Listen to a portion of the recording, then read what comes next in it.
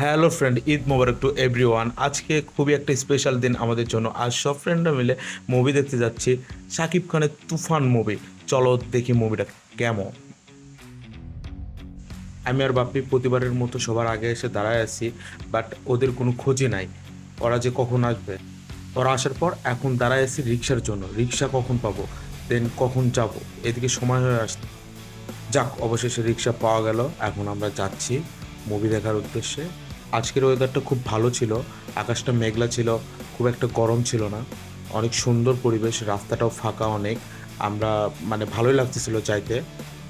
হালকা বাতাস লাগতেছিল।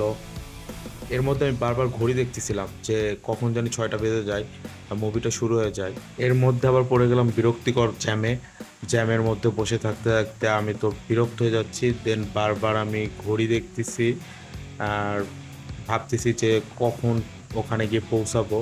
দেন এর মধ্যে আমরা হলের সামনে এসে পৌঁছে যাই। রিক্সা থেকে নেমে আমরা শুরু করে দিই ছবি তোলা। ছবি তোলা শেষ করি। দেন এই যে আমাদের টিকিটগুলা নিয়ে এখন আমরা ভিতরে যাব। ভিতরে গিয়ে দেখি ভাই রে ভাই, এত পরিমাণের ভিড়। এর মধ্যে দেখি আমার ছোট ভাইও আসছে। আমার ছোট ভাই ছবি উঠাচ্ছে শাকিব খানের ছবির পোস্টারের সাথে। ওর সাথে ওর ফ্রেন্ড আসছে, ওর ফ্রেন্ড ওর ছবি উঠাই দিচ্ছে। দেন আমাদেরও ইচ্ছা হলো আমরা একটু ছবি উঠাই। আমিও দাঁড়াই পড়লাম ছবি ওঠানোর জন্য। আমার পাশে এসে বাপ্পি দাঁড়াইলো, বাপ্পি আর আমি একসাথে ছবি উঠাইলাম। ছবি উঠানো শেষ করে আবার লাইনে দাঁড়ায় দেখি এত পরিমাণের ভিড়। দেন আমাদের টিকিটগুলো নিল, নিয়ে আমরা ভিতরে ঢুকলাম। ভিতরে ঢোকার পর আমরা আমাদের সিট খুঁজে বের করে আমরা নিজেদের জায়গায় বসলাম। বসার পর আমরা প্রস্তুত, এখন আমরা মুভি দেখব শাকিব খানের।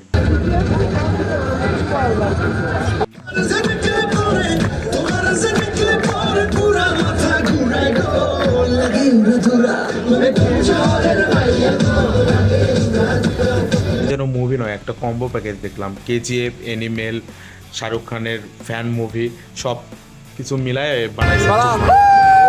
তারপরে মুভিটা অনেক সুন্দর। বাংলাদেশে যে এত সুন্দর একটা মুভি বানাইছে কল্পনা করতে পারিনি।